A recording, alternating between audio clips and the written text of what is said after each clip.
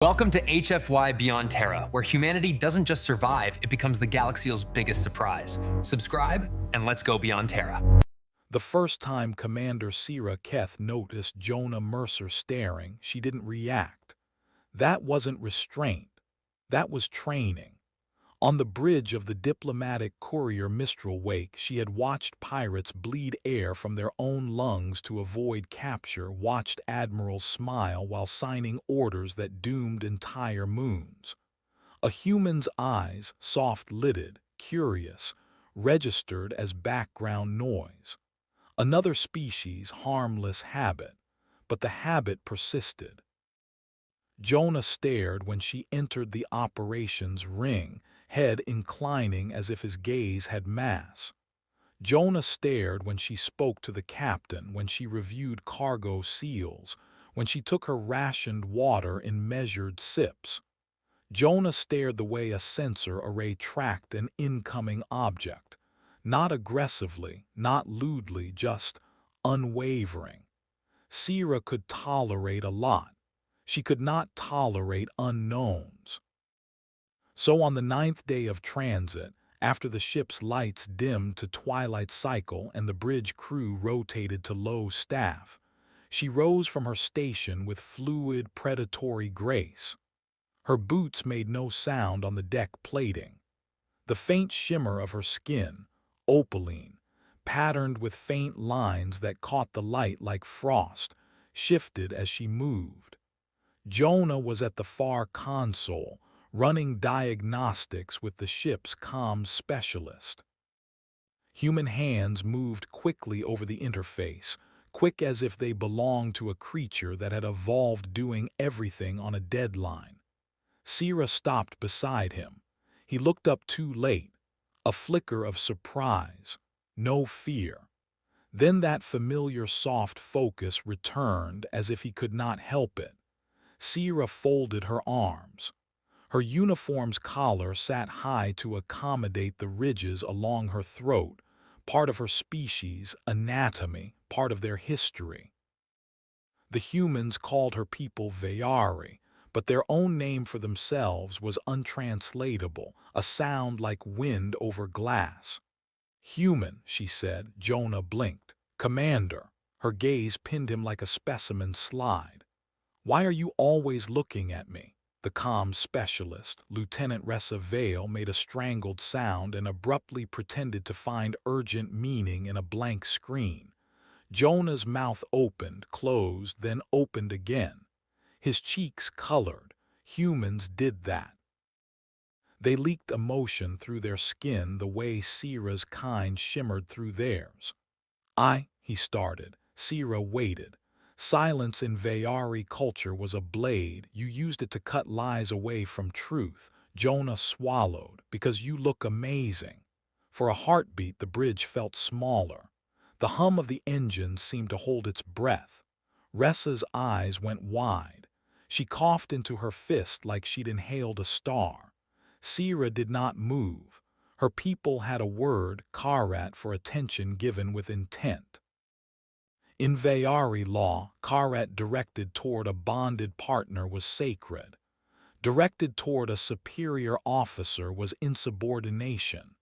Directed toward a diplomat during negotiations could be construed as coercion. Directed toward a war commander on a mixed crew vessel by a junior human technician, it could be a catastrophe. Sierra lowered her arms. "Define," she said, voice carefully neutral, "what amazing means in this context." Jonah's expression shifted from embarrassment to something else, earnestness, as if she'd asked him to justify a math problem rather than a social transgression. "It means you're impressive," he said. "The way you move, the way you take up space, the way you stay calm even when everyone else is tense. And yeah, you're beautiful, but that's not the whole thing." Ressa made another choked noise and very slowly slid her chair backward, like an animal inching away from a storm. Sierra felt the faintest ripple along the lines of her skin. Her people's bioluminescent filaments reacted to internal chemistry. In Vayari, it was called truth light. On a Vayari ship, you could read a room's mood in the patterns of glow. On a human ship, no one noticed unless you told them.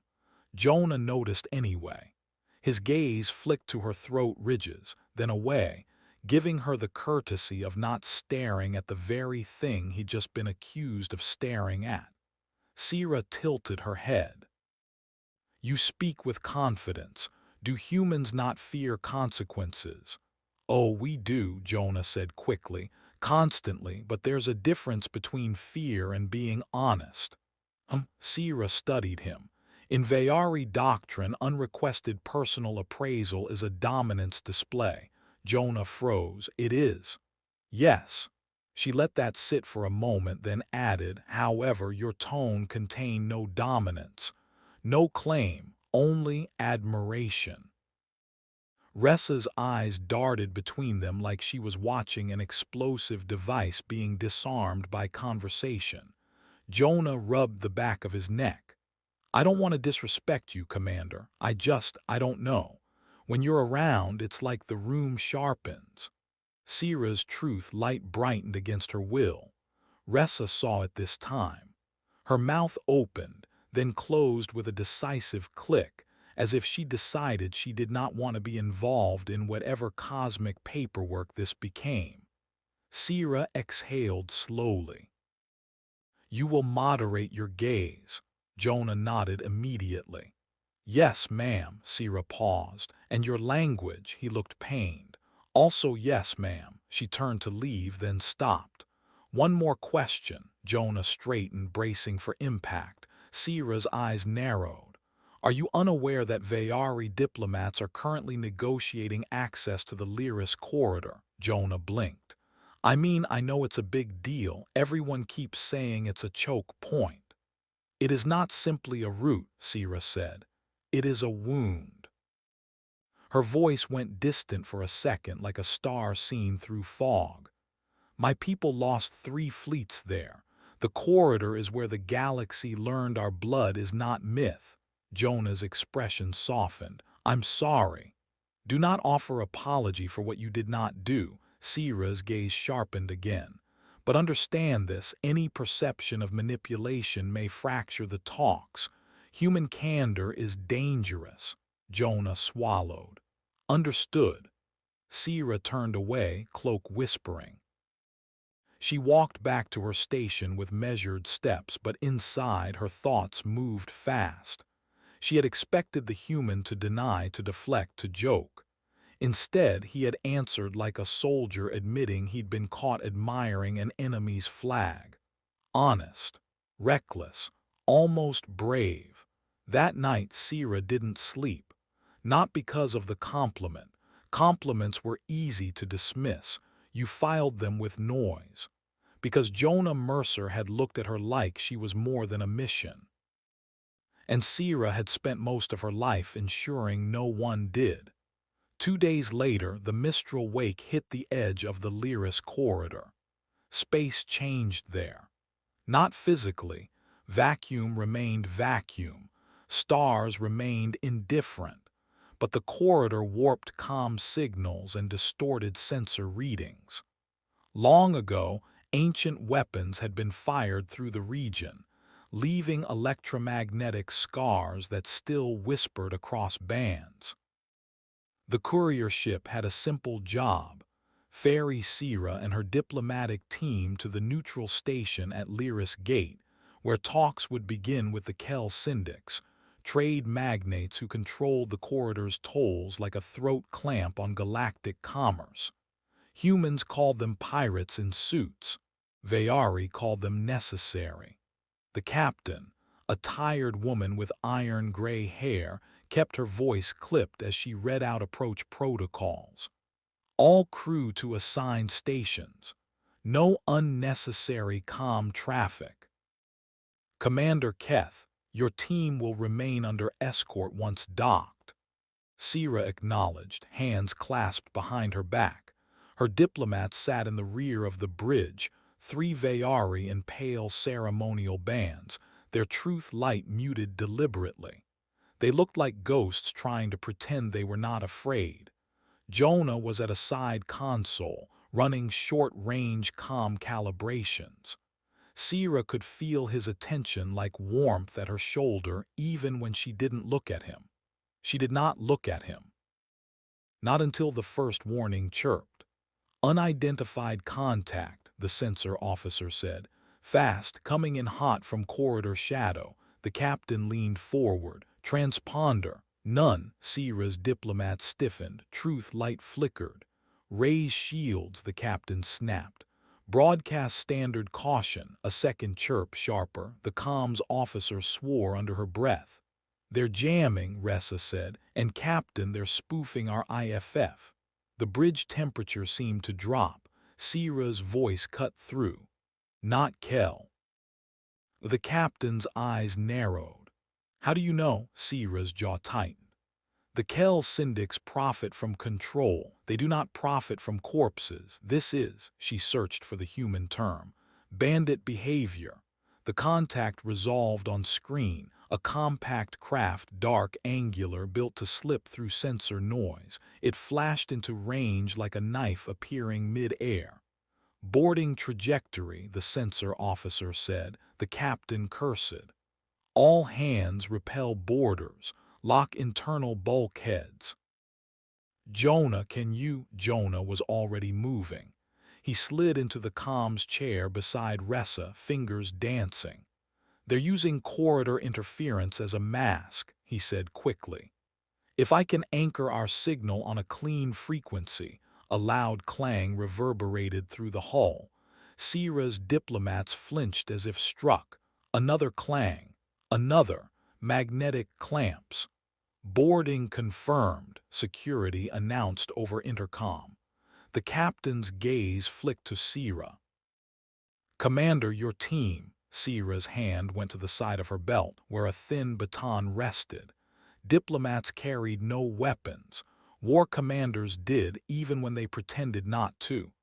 My team stays on this bridge, Sierra said. If they want leverage, they will come here. Her diplomats stared at her, horrified. Sierra did not apologize. She could not. She was their shield, and shields did not flinch. The first bulkhead door screamed as it tried to hold. Metal groaned. The sound of plasma cutters hissed through the ship like a predator breathing. Jonah looked up. In the blue glow of the displays, his face was drawn tight. Sierra met his eyes. Can you restore comms? Working, he said. But if they breach, we'll have about. The door detonated inward. Smoke rolled into the corridor beyond, lit by emergency strobes. 3 figures stepped through, tall, armored masks reflecting red light. Their weapons were compact, efficient. Not Kel, not syndics. Mercenaries. The lead boarder raised a rifle. No one move, a synthesized voice barked. Sierra's diplomats froze. The captain's hands rose slowly. Jonah's hands hovered above the comm console, fingers trembling. Sierra stepped forward. The lead boarder aimed at her center mass. Back, the voice commanded. Sierra's truth light flared, bright and cold. You have boarded a diplomatic courier, she said, voice steady. This act is an offense under corridor accords. Identify your employer. The boarder laughed, a harsh electronic rasp. We're not here for your politics, glow skin. We're here for your access codes. Sierra's diplomats made a soft sound of fear. The mercenaries' rifle twitched toward them. Sierra calculated distances, angles, time. Her baton could strike 1, maybe 2, before the third fired. The captain had no weapon within reach. Human security would take minutes to reach the bridge. Minutes they did not have. Jonah's voice cut in, calm in a way Sierra hadn't heard from him before. Hey, he said, looking at the lead boarder. Can I ask you something? The mercenary turned the rifle toward Jonah. Speak fast. Jonah swallowed, then nodded at Sierra. You see her, Commander Keth. The mercenary's helmet tilted. Yeah, so Jonah's gaze flicked to Sierra for half a heartbeat, permission, then back to the mercenary. She's the reason you're going to fail. Sierra's diplomats looked at Jonah like he'd lost his mind. The mercenary chuckled. You're threatening me with a diplomat, Jonah smiled, and it was not friendly. It was the expression of a species that had survived predators by turning their own fear into a weapon. No, Jonah said, I'm informing you because you made a mistake. The mercenary stepped forward. What mistake? Jonah's fingers moved once subtle. A single input. The lights on the bridge cut out. For half a second, darkness swallowed everything. Then emergency strips flared along the floor, thin, dim, just enough to prevent panic, not enough to aim. And in that moment, Sierra moved. Her body was built for gravity heavier than this ship's standard. Every step had coiled power. She slid forward, baton snapping out. The first mercenary went down with a crack at the knee joint. Armor meant nothing if you struck the hinge. The second swung his rifle toward the sound. Sierra's baton flicked, striking his wrist. The rifle clattered away. The third fired blind. The bolt scorched past Sierra's shoulder and hit a console, spraying sparks. Jonah dropped flat behind the comm station, shouting, "Now!" Sierra closed the distance on the third mercenary in 2 steps and drove the baton into the side of his helmet. The impact rang like a bell. He fell. The bridge's emergency lights flickered brighter as systems recovered. Sierra stood over the mercenaries, baton poised, breath steady. Her truth light blazed bright enough that even humans could see it clearly. Security burst through the smoke moments later, weapons up, shouting orders. It was over in a minute. It felt like an hour. When the last mercenary was zip-tied and dragged out, the captain turned to Jonah, eyes wide. "What did you do?" she demanded. Jonah sat up slowly, wincing as if his ribs had met something hard. "I cut main power to bridge lighting and rerouted emergency strips," he said. "They couldn't aim. She could." The captain stared at Sierra, then back at Jonah. "You coordinated that with a glance." Jonah hesitated. "Sort of." Sierra's diplomats were still shaking. One of them, Archivist Thalen, looked at Sierra with a mixture of awe and fear. "You risked us," Thalen whispered. Sierra turned her gaze on him. "I protected you." Thalen's truth light flickered in reluctant agreement. Jonah rose, brushing soot from his uniform. His eyes met Sierra's again, and there it was, attention, steady and bright. Sierra should have reprimanded him. Instead, she said quietly, "You acted decisively." Jonah shrugged, but his smile was small, sincere. "You're impressive," he said, as if repeating a fact. Sierra felt her truth light shift warmer, an involuntary ripple. The captain cleared her throat loudly, as if to break tension. "We need to notify Lyris Gate," she said. "If someone is hunting diplomatic codes, the station's security will want to know." Jonah looked toward the comm array. "I can get us a clean burst signal now. Their jammer's down." Sierra watched him for a long moment, then spoke with careful precision. "Jonah Mercer." He looked up. "Yes, Commander. Earlier I instructed you to moderate your gaze." His face fell. "Right, sorry." Sierra's eyes narrowed, but not in anger. "I am revising my instruction," she said. Jonah blinked. "You are?" "Yes." She stepped closer, lowering her voice so only he could hear.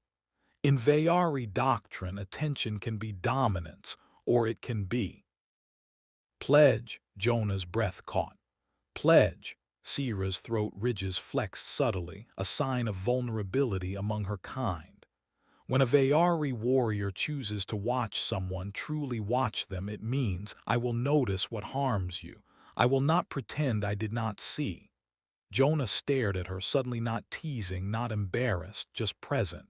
Sierra continued, the words coming slower now, as if she was walking barefoot across glass. You looked at me like that, not like prey, not like trophy, like certainty. Jonah's voice was barely audible, because I meant it. Sira held his gaze. Around them, the bridge crew worked to repair, to report, to stabilize. Life moved on the way ships always did after violence, as if routine could erase blood. Sira did not look away. I asked you why, she said. You answered with human honesty. You risked insult to speak truth. Jonah swallowed. Sometimes the truth is the safest thing I've got. Sira's truth light softened, a glow like dawn. Then understand this truth, she said. My people do not accept casual admiration. We do not collect it like currency. If you offer it, you may be asked to pay its weight. Jonah's mouth twitched. What's the weight? Sira leaned in a fraction. Responsibility. Jonah nodded once, slow and serious. Okay. Sira studied him, searching for the hidden joke, the escape hatch. There was none. That was what unsettled her most. She straightened. Very well, you may continue looking when operationally appropriate, but you will do so knowingly. Jonah let out a breath that sounded like relief and fear mixed together. Yes, Commander. Sira turned away before her truth light betrayed too much. She moved back to her station and faced the forward viewport, where the Lyris Gate station hung like a ring of steel and light against the corridor's bruised starfield. Diplomacy awaited. Threats awaited. Old wounds awaited. And beside her, a human technician watched the universe like it could be fixed with stubborn hands and honest words. Sira found, to her surprise, that she did not mind being seen, not when the gaze carried a pledge. Lyris Gate received their warning with clipped gratitude and immediate suspicion. Station security tightened corridors, scanned passengers, rerouted docking assignments. The Kel syndics, arriving separately in their gilded transport, sent a terse message demanding explanations and assurances. In the formal conference chamber, Sira stood behind her diplomats like a shadow with teeth. Jonah was not supposed to be there. Technicians rarely attended negotiations. But Jonah had something the diplomats lacked, a sense for when systems lied. He stood near the back with a portable analyzer, ostensibly monitoring comm integrity. The station's air smelled of recycled metal and expensive incense. Kel delegates reclined in seats designed to emphasize their comfort and everyone else's discomfort. The lead syndic, a creature with slick black eyes and jewelry threaded through its crest, clicked its tongue. You arrive bearing chaos, it purred. Boarding attempts, warnings, accusations. Perhaps the Vayari seek to unsettle us before bargaining.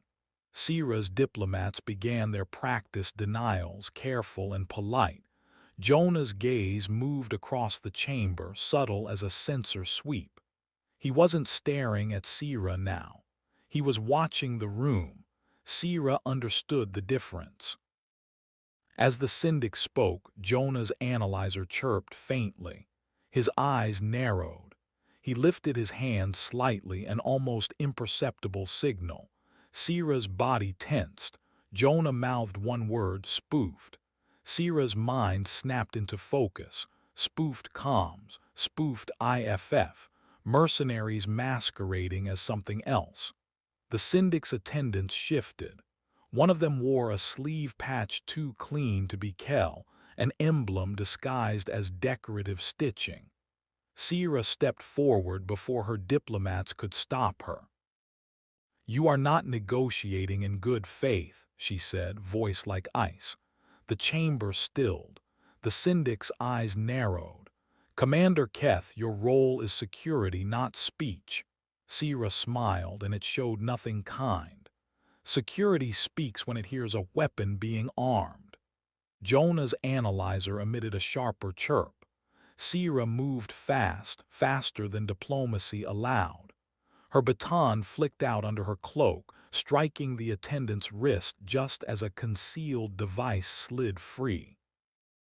The device hit the floor and unfolded, small, spider-like, hungry with signal, a calm bug, a recording parasite designed to capture codes and map voices. The chamber erupted into shouts. Station security surged forward, weapons up. The syndic hissed, crest flaring. "This is an outrage," Sierra's diplomat stared, stunned. Jonah stepped forward, holding up his analyzer. "It was broadcasting on a corridor shadow band," he said, voice loud enough to carry. "Same signature as the boarding craft. Whoever hired them planted this here to steal the negotiation access codes." The syndic's gaze snapped to Jonah, then to its attendants.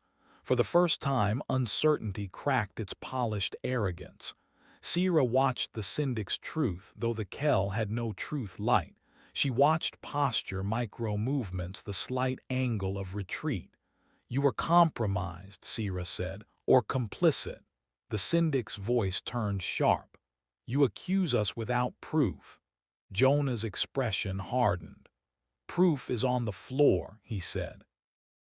"And if you want more, I can trace that bug's handshake back to whoever's listening."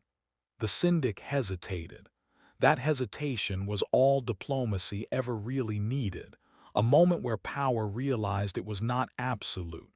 Sierra's diplomat leader, Envoy Malin, recovered enough to speak. "Syndic," Malin said carefully, "if your house is compromised, we must suspend talks until security is assured." The syndic's crest trembled with rage and fear. "Suspend, then," it snapped. "But know this, if corridor trade collapses, your world starve alongside ours." Sierra stepped close enough that only the syndic and Jonah could hear her. "Then choose," she said softly. "Do you want a corridor controlled by thieves, or one protected by those who notice danger before it strikes?" The syndic stared at her, then at Jonah, as if seeing the human for the first time. Jonah met the syndic's gaze without flinching. Humans did that. They looked at power as if it could be argued with. After a long beat, the syndic made a small, grudging gesture. "Trace it," it said to Jonah. "Find who listens." Jonah nodded. "Gladly." As security hauled away the compromised attendant and the calm bug, Sierra felt something shift, not in the corridor, not in the station, but in the thin, fragile narrative between species. Humans were supposed to be crude, impulsive, ruled by emotion. Yet Jonah had turned emotion into clarity, admiration into vigilance, a stare into a shield. When the chamber emptied and her diplomats clustered in urgent whispers, Sierra lingered near the doorway. Jonah approached, lowering his voice. "You okay?" Sierra studied him. "You risk speaking in a chamber where you had no authority." Jonah shrugged. "I had information." "That is not the same as authority." "It should be," Jonah said simply.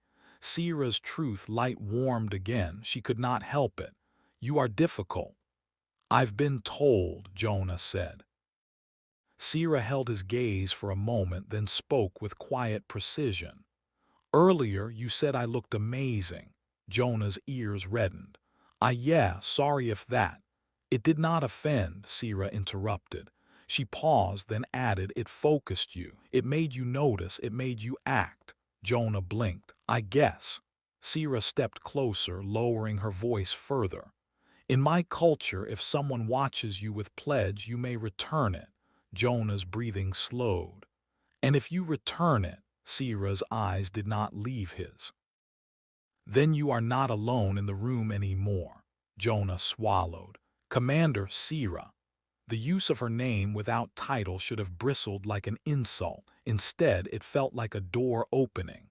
Sierra inclined her head, a very gesture of deliberate acknowledgement. "Continue to look, Jonah Mercer," she said, "but understand what you are doing." Jonah's voice was steady. "I do." Sierra turned toward her diplomats, toward the corridor's politics, toward the station's cold air and the future's sharp edges. And she carried with her a new, inconvenient truth. Being seen, truly seen, was not weakness. Sometimes it was the beginning of an alliance strong enough to change a corridor, a treaty, or even a galaxy.